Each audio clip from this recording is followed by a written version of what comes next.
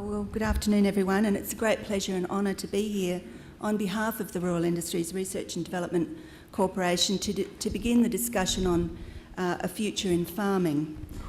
I think it's really important that we recognise that at the end of the 2 days, which we began yesterday morning with a very positive outlook for Australia's farming and rural communities, that we ended also in a positive way. And it's in that spirit that I want to talk to you this afternoon. Okay, technology. Okay, it was once said that as for the future, your task is not to foresee it, but to enable it. And one of the best ways to enable the future is through public policy, which is based on sound, timely and accurate data. In this regard, ABARES plays a critical role, not just through the collection and distribution of its data, but also through events such as this Outlook conference. As a social scientist and as the chair of REDEC, I'm passionate about how we as an R&D corporation can better enable a stronger future for Australia and its people through the work that we do. My focus has always been on building the capacity of rural and regional Australia and all those people who live and work there. So it won't surprise you very much to hear that I believe that much of this future rests with targeted and well-financed R&D. R&D plays a critical role in enabling farmers and all those who live in rural Australia to achieve their best potential in the face of current and future challenges. It provides them with the information they need to deal with changing conditions, be they economic, environmental or social. R&D helps equip our farmers with the knowledge they need to take a long-term view to deal with future challenges such as climate change. And there are 3 components central to helping Australian farmers deal with these future challenges. An R&D program which delivers wide-ranging and long-lasting public benefits is undertaken within a framework of cross-industry collaboration and co-investment, and one which encourages innovation to drive productivity improvements. And it's this final point, driving productivity improvements through innovation, I'd like to dwell on just for a few moments. We heard yesterday from the Minister that one of the most significant challenges facing our sector today is increasing our productivity. The need to look for and implement new ideas and technologies to obtain efficiency improvements is a constant challenge facing our nation's farmers. And we're all aware of statistics showing a decline in productivity growth rates for the agricultural sector over recent years. And in the sessions yesterday and today, we saw some of the impacts of those declines and projected future declines. You may have heard the Minister actually undercut me a little yesterday when he referred to the 2 new REDEC publications, but I would like to just take this opportunity to formally launch them, as it were, today and to briefly introduce them to you.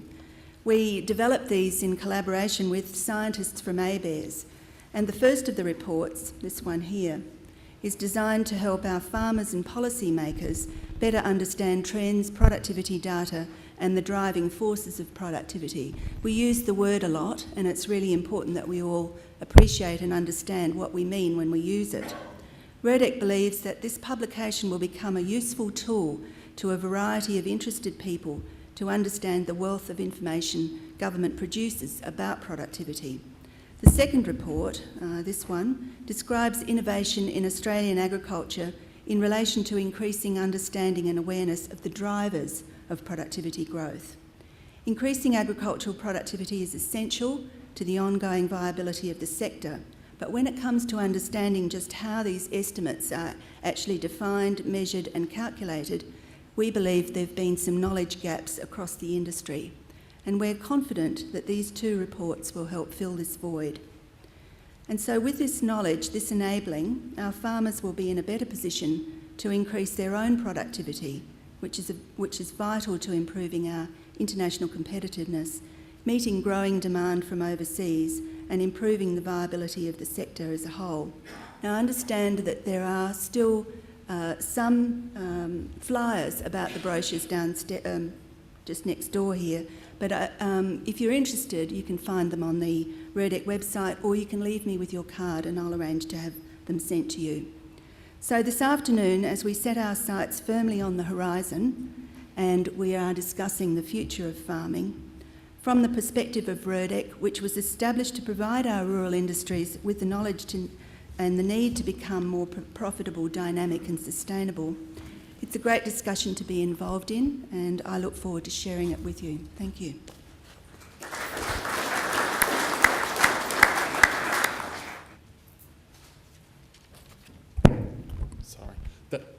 I'll start with an apology. That won't be the last horrible crackle because I'll wave my hands around and belt that inadvertently, so apologies in advance. Thanks for sorting out the technology, and thank you, David, for that introduction. I'd like to start by acknowledging the traditional owners on whose land we're meeting today and offer my respects to their elders and customs. Obviously representing not just mining, but even more frighteningly, I guess, for some of you, resources more broadly. So QRC's membership spans the full spectrum from exploration, electricity generation. We've got some renewable members that are interested in geothermal, right through to coal seam gas, petroleum, oil shale, some people who'd like to be mining uranium, anything to do with resources. It's not necessarily just a fossil fuel sort of association. Couple of really quick messages today, and I'll sort of aim to talk quickly and sit down because I expect there'll be some direct questions for me later on about mining and resources. But I guess just to bowl you some full tosses before we sort of get into the questions. From my point of view, the challenge for my industry is better engagement. We're seeing hotspots emerge right across the country where you've got communities saying, hang on, we're a farming community, we're fantastically good at it, our productivity is strong, it's grown, our prospects are good, we've put an awful lot of time and effort into our farm, our land, why would you want to dig it up? That's a pretty good question. I guess what I'd say is, in wanting to dig that up, we'd want to dig that up in a fairly sensible way. So what we'd hope to do is engage with the landholders, work with farmers to talk about how the two businesses can coexist. So I guess my first kind of headline message is that it's not a zero-sum game. It doesn't have to be a question of either or. You can have a farm that's got resource operations operating on it, and you can even do that in a successful way that's beneficial for both of you. Yes, there's a whole lot of questions about how that happens, but at the end of the day, it's about a sensible conversation between people on the ground. Just by way of background, in Queensland we've got quite a complicated system of land use, and again it reinforces that story that it's not a zero-sum game. So you can have a whole range of uses happening at the same time above the ground: farming, cultural heritage, environmental values, all coexisting. Then under the ground you can have up to 5 different sorts of resource tenures. So depending on what you happen to have under the ground, you can have a couple of different variations of coal mining, coal seam gas, people looking to store carbon dioxide, and people looking to go seriously deep underground to tap into the heat.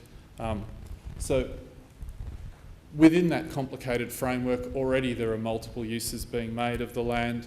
Where it's worked well, it's not rocket science, it's good early engagement, it's good communication, it's where businesses are willing to sit down and talk about what's off the table in terms of what won't work, and where there's some opportunities to work together. Sorry, coming from Queensland, I assume everyone knows all about fracking, and I probably shouldn't. The angry-looking guy in the gas mask is known as Frack Man. He's actually popped up on Four Corners the other night, but he's sort of part of the face of protesting about coal seam gas. His concern is about the chemicals and the techniques that the coal seam gas industry uses to open up coal seams underground and extract gas. So, plus it's always an endless source of appalling puns like "no fracking way," which I'm personally all in favour of bad puns. Again, it's only a small test site, but a photo taken a month ago on what 2 years ago was an open cut coal mine. Yes, they've been incredibly lucky with the rain. Yes, the soil's well drained, so the irony is in that part of the Darling Downs, the really good farms look terrible at the moment because the soil is waterlogged and the sorghum crops haven't managed to grow. But just very quickly, and happy to expound on any of these points in sort of endless detail in the questions, but it's important to differentiate between exploration and production. Somebody having a look to see if there's something on your property is very different from somebody announcing that they've got a plan to dig big holes. The industry's preference is for a system that lets it argue the merits of a project. So rather than saying this is essentially a national park, it's off limits forever, an opportunity to say, well, here's what we as the current users of the land see as the value of that land. How are you going to work around that? How are you going to protect that? And that's where you'll hear the industry, particularly New South Wales in the context of the election campaign at the moment, talking a lot about integrated land use planning, because that's a way to have that conversation.